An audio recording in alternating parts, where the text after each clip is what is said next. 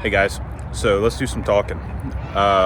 Over the past few days, a few things have happened, namely a significant weather event. So most of the eastern United States had a what's called a bomb cyclone or a polar vortex, or I don't know, whatever you want to call it. Regardless of what it's called, temperatures here dipped to about 5 degrees in Maryland, and well, that's bad. The problem with that is that kind of temperature, which we don't normally see, except for extreme weather events like that. Normally we're around 10 to 15 degrees at the lowest. When temperatures like that hit, sometimes things can't keep up. For example, I have a water line that runs to my duck shed. Comes from the house off a spigot, runs to the duck shed. Well, there's a junction because in my infinite wisdom, I'm about 2 feet too short on a 50-foot hose, of course. So I have to join hoses, and you can see there's a junction amidst all the garbage, and I had insulation around that. You can still see some of the insulation right here. Well, the ducks have a thing for eating insulation. I don't know why, but like this ISO board here, that was square. They've eaten most of it for whatever reason. Maybe they like the way it crunches or squeaks or something like that. But regardless, when they ate that off there, the heated hose couldn't keep up and that junction froze up. And so did the inlet. And, basically I had no water for anybody. Because I like to automate things. It's a trait of a system administrator / infrastructure engineer. The lazier you can be, the better it looks if everything operates the way it's supposed to. So I use this, see that thing right there on the decking that looks like black wire? So that's called LLDPE, and it stands for lightweight, low density polyethylene tubing. Mouthful, right? Basically what it is a very strong, not as strong as HDPE, which is high density polyethylene. It's a very strong plastic. It's resistant to oils, corrosives, chemicals, all that good stuff. And if it freezes, it won't split. It's kind of the same thing your PEX in your house is made out of. That's HDPE though. PEX actually stands for polyethylene cross-linked polymers. Anyway, we're getting off topic here. So that line is what I run to all of my watering stations. You can see there's a little bowl that duck is currently standing by. That one right there. And you see the orange tubing and the same stuff. So yeah, I have bowls all over the place. They get watered. It's all automatic. Same thing with the pig barn down there. I have a long line that runs down there. And, I got one that runs over here to the goose spa. So that thing, you see that duck right there looking for that foam. Freaking weird ducks. So yesterday, day before, something like that, I built this thing. I like to call it the goose spa, and it's basically the top of an IBC. If you don't know what an IBC is, think it's in big white containers. Sometimes you'll see on the back of pressure washing trucks and things like that. They use them to store liquids. It stands for intermediate bulk container. They're about 40 inches high, so I just cut off the top. And, actually, this is the bottom, but regardless, I cut it off. It's about 1 foot high, and I built decking around it. It's tall enough everybody can get in and do their preening and cleaning and all that stuff and stay clean. In the side of that, I have a water heater. It's a little submersible heater. You can kind of see that black thing right there. You won't be able to see the heating element in the water right now because I just filled this thing, but it keeps the water from freezing. Now you can see more of that black tubing, and that is the water fill line. There's a little valve on there to adjust the flow rate, and of course I need to really move that valve inside because sometimes the ducks like to play with it and turn it off or full on or whatever. So yeah, normally that keeps this thing full. I had this 25 gallon or 50 gallon stock tank. I don't know. And I figured that probably wasn't enough, so went for this. Now, there's been some concerns about this, and let me be very clear. I don't care. No, I'm kidding. So the concerns are that in the winter, when it gets cold, ice will accumulate on the little deck that I have there all around it. And while that's true, it's not going to cause a problem. The concern was the health and welfare of the birds slipping and falling. I know, when I say it, it sounds dumb. But you have to remember, these birds, like that runner duck standing right there just still looking at me weighs 6 pounds at most when they put on weight. The Muscovies will hit 15 to 20 pounds on the drake and about 10 pounds on the hens. And the geese will hit upwards of 15 to 20 pounds. So what I'm saying here is these aren't people. They're not, 180, 250 pounds. So if they slip and fall, there's not a whole lot that's going to happen. They're pretty much just going to, I guess, bounce. So if you look at a goose, you see the size of the goose there. If you were to take all the feathers off that goose, about 3/4 to a half is the size of the actual goose underneath all that feathering. So they have what I'm saying is they have a very thick coat, down layer and feather layer and all that good stuff. So they're actually padded very well. And it's the same with the ducks and the geese. I mean, the ducks and the moor ducks and, all the other ducks. They're kind of fluffy. So I'm not really worried about them falling and slipping and all that good stuff. It's not a concern of mine at all.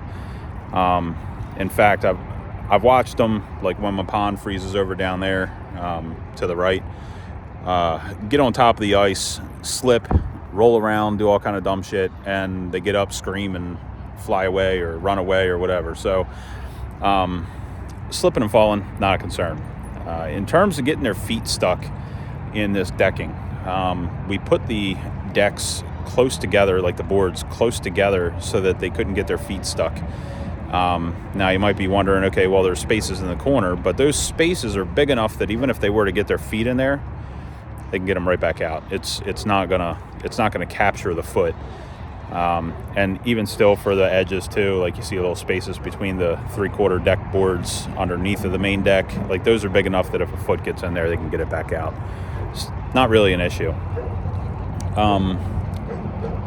So I just want to, I appreciate people's concern. However, some of it is a little bit unfounded. Like you gotta realize these are farm animals. That's not to say that I don't care about their health and safety, but they're very resilient, to be quite honest. I say that, and I'm thinking about the one duck who broke her leg somehow, and I'm pretty sure that's because a goose stomped on her. But they're very resilient for ducks. There's not really a lot of, even the geese, there's not really a lot of welfare issues that I have with them, unless they get their foot caught in a string or some other weird stuff like that. Not really a lot of issues that I ever have. So, hi Toby, what you doing, man? But anyway, so in terms of keeping this thing filled, right now I have to fill an IBC that's similar to this but taller, and dump water into it about every 2 days. And I'm hoping that the weather here in the next couple days the temperature will increase and that line will unfreeze, and it'll actually maintain. Now, normally this isn't a problem, like I said, because if the water trickles through it, it doesn't freeze. This year, I have that plumbed into my main water supply, and I have to watch how much water I use because my well underperforms. It's about a gallon per minute.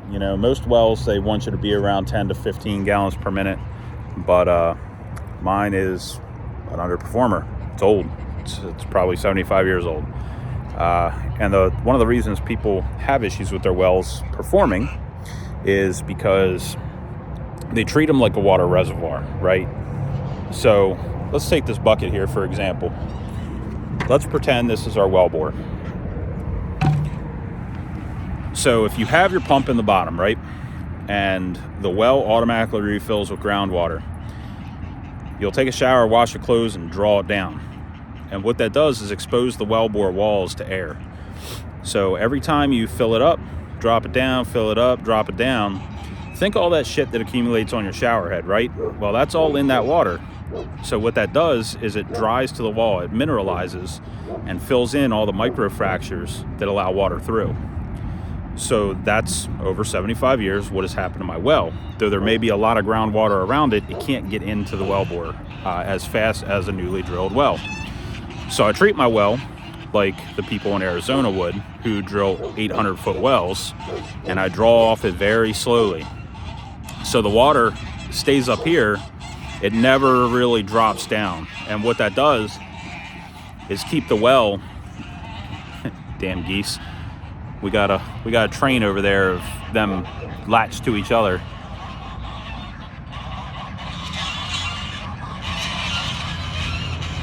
It's like pillows fighting. Anyway, so what that does is when you keep the walls wet, that water doesn't have a chance to mineralize on the walls.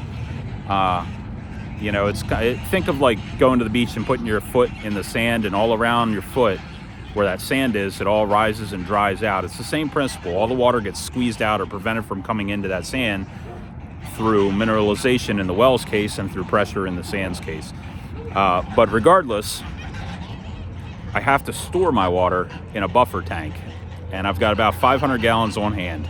And what that means is if I have a leak out here or some kind of the geese turn on the water full blast over there, or the chickens in my duck shed here decide to turn on my faucet in there and leave it run for 12 hours, I can drain all my water out. So when I bring my water in, I treat it with reverse osmosis. And I know this is a long tangent to get where I'm going, but reverse osmosis is about 50% efficient.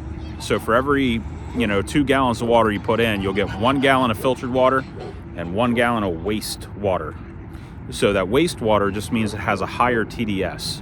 That means total dissolved solids. You don't want to drink it. You don't want to shower with it. It's kind of gross. It tastes like you're eating rocks.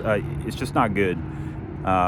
So that TDS water, that high TDS water, normally comes out in those little lines, and I fill these bins with it. It's perfectly safe for the geese, perfectly fine. It's just, it tastes disgusting for us. And it doesn't serve the purposes we want, right? So it doesn't lather, it doesn't rinse, it doesn't, it leaves you feeling kind of gross and gritty after you take a shower. It just isn't good water. So that's all wastewater. And normally I pump it out here to these guys, but last year I had one of those lines running across here, and I caught it with the lawnmower, and the lawnmower ate it. So I don't currently have that line running out here right now, but I just need to pick myself up some more of that low density polyethylene and run a new line out here. And hopefully I've actually got a roll on order. It comes in 500-foot sections, but hopefully with any luck in the next couple of days it'll come and my temperature will rise enough that these small lines unfreeze and I can keep water in them, for goose spa over there and for the pigs down there in the barn. So yeah, it just this bomb cyclone, it hit at a bad time. It just, I wasn't prepared for it, and I didn't have the material to be out here fixing stuff in a fast manner.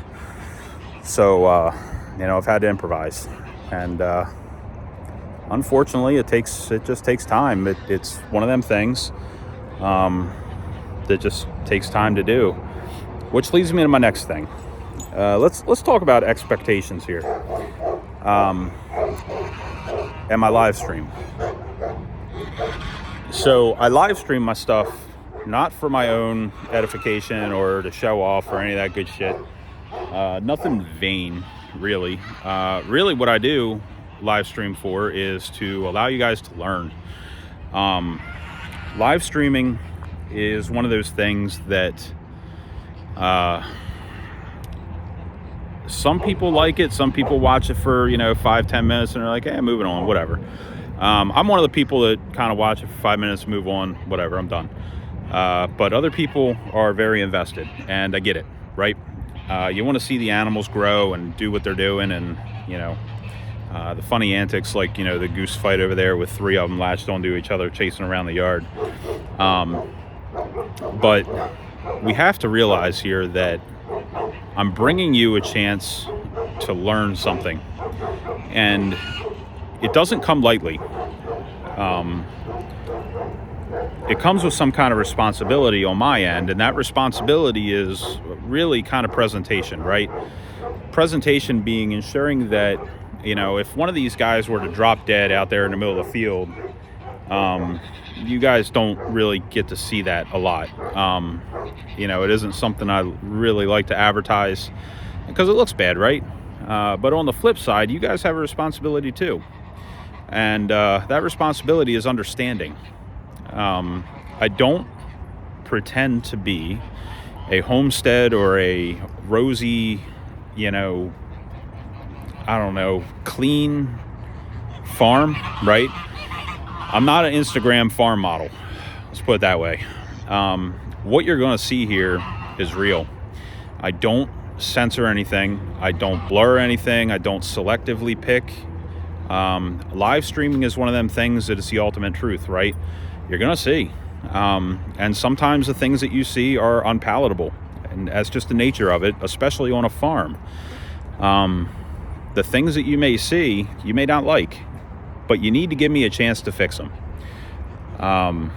Losing your shit over something you don't like, whether it be a couple days with lack of automated water and me carrying it out, or perceived lack of feed, or whatever the problem is, something dead, maybe a limping duck, you need to give me a chance to fix it. Not everything can happen right this minute. You have to get that I do have a job. This is not my primary job. This is a side hustle, more or less, to eventually make some money and become my primary job. But I do have other things going on. So if I'm at work and I'm there 9 to 5 and there's a dead duck laying in the field, I'd appreciate it if you let me know. Don't lose your shit over it, and understand that this kind of stuff happens, right? Like, I can't rush home and take care of it. It's not how it works. It is what it is. And I'm a busy dude. I'm working all the damn time, whether it be on this farm, at actual work, side jobs, things like that. Like I'm busy. And don't think for a minute that is an excuse or some sort of justification for me to say that I don't take care of these animals. I've been other places that it looks absolutely terrible. You can see the animals are in distress, and these people spend all day at home. These ducks,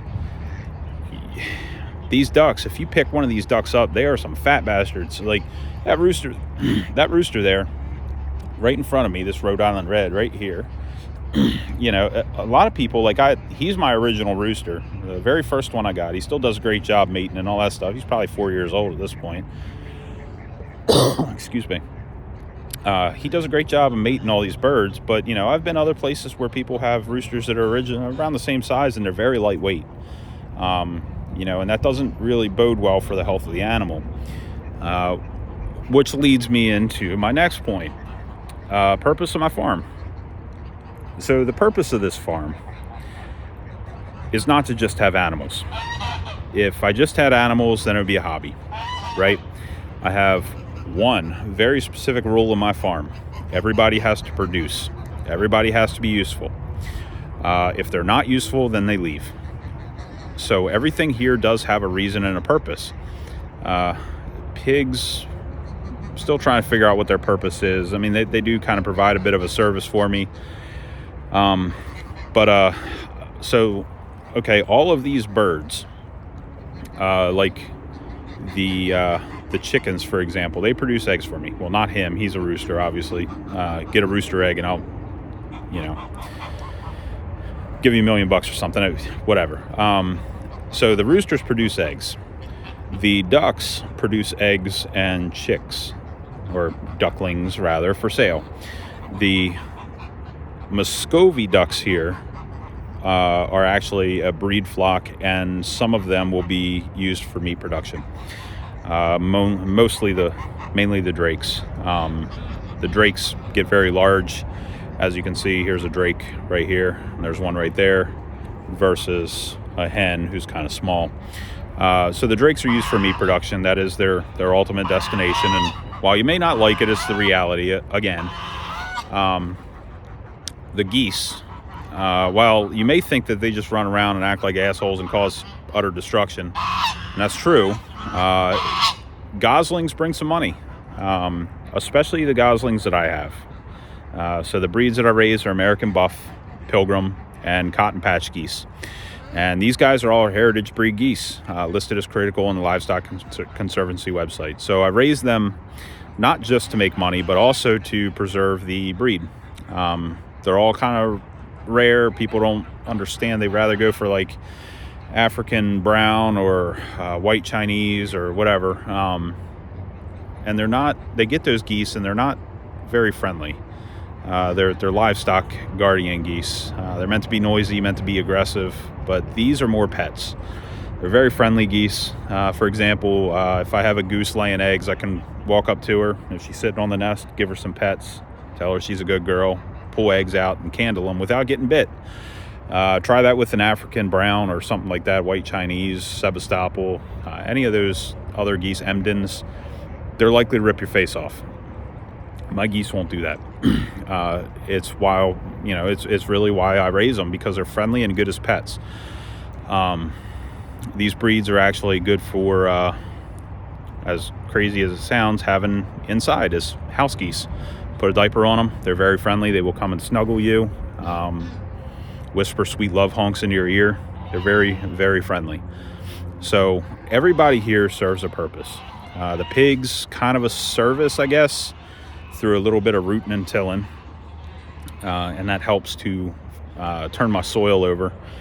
You can see this soil is kind of a light brown color, and what that is actually a bunch of clay. So I have a very clayey soil composition, and that's why my pond doesn't empty out very fast. But the problem with that is I can't really grow a whole lot very fast. It's not very what I would consider fertile soil. So the pigs rooting around and digging help aerate the soil and help ensure that things can grow a little better. They all serve a purpose, even though the pigs cost me more money to feed than the birds.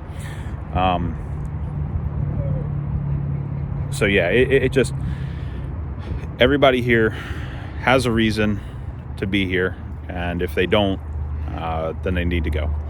Like, for example, I had a turkey I was raising for another guy because he was small. I hatched him. This other guy does emu, and his incubators, when you hatch emu, are set at 97.9. It's far too low for normal poultry like ducks, chickens, geese, turkeys. And he only has an incubator meant for emu eggs, and those emu eggs being, that big, you can't really, besides the temperature, you can't really share space with an emu egg and a duck egg or a turkey egg. So I hatched them for him. The turkeys are Beltsville Whites. They're another heritage breed, listed as critically endangered. But they, if you didn't know, they can reproduce naturally. White broad-breasted turkeys cannot. They're too large, too fat. There you go. If you haven't seen this.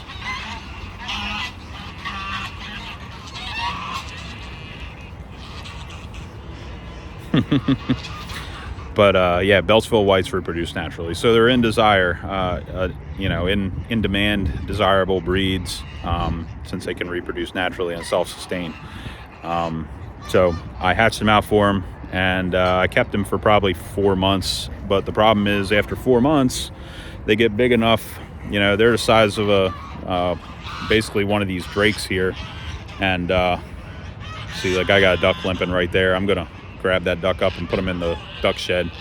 But they get big enough when they're bouncing around the shed, you know, flying and knocking shit off all over the place, causing havoc, that they need to go. And I can't put them outside, because the problem with that is I am something called NPIP, and they test for avian influenza and pylorium typhoid. And in order to test a turkey for those sicknesses, you need to actually draw blood on them, like in a syringe. I don't have the care or the patience to do that, especially with an angry turkey who wants to fight me as I'm trying to stick a needle in its wing vein. Not something I want to ever do. I'd rather just test these guys as a simple prick, cloaca swab for the ducks, and a throat swab for the chickens, and a simple wing prick for a blood test for pylorium typhoid. So real easy, real fast, little stress on the bird versus the turkeys. So just not interested in doing turkeys, and I don't want to put them outside and have my MPIP tester show up and be like, hey, what the fuck, you have turkeys. So I hatch them, grow them a little bit, and send them back. And hopefully at the end of the year, next year, I'll maybe get a free turkey for Thanksgiving, but we'll see. So anyway, I just want you guys to remember, like, you know, overall, live streaming this stuff, and especially at the level of complication that I have it, you know, with the blue barrel feeder there, the movable cameras, the points, all that stuff comes with some level of complication and time, and at significant cost.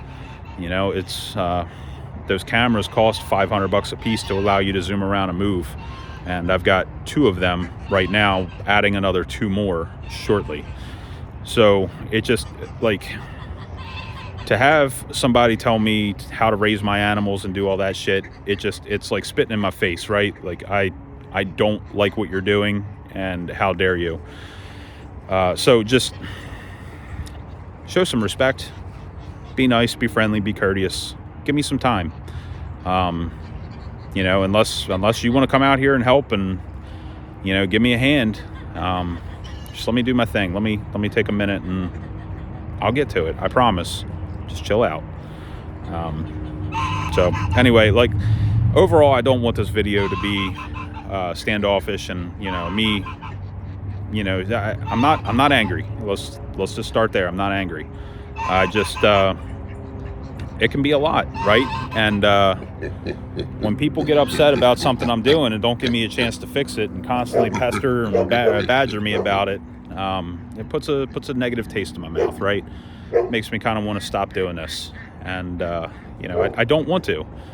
I really don't, because I think that the more people that know where your food comes from, hi buddy, the better, right? Because you can't, if we have some sort of economic collapse, you're not going to the grocery store, bud. Where do you think they get their food from? People like me. It just, I'd much rather you know what goes on, the hardships that happen, the problems that occur, you know, that kind of good stuff. It just, it's important to me, and really to you, to know what happens. I believe in transparency, and, like I said, not lying to you guys.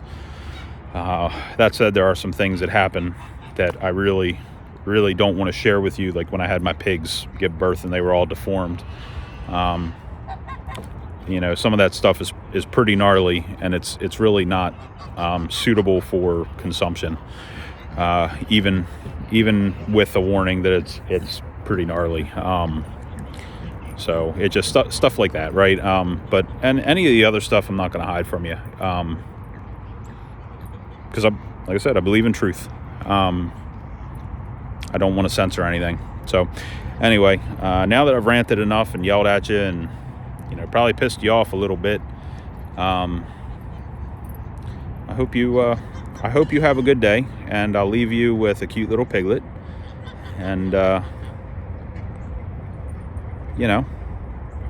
don't be a jerk. Be nice. Pay it forward. Pay attention to other people's feelings and stuff, and be good. And I'll see you in the next one.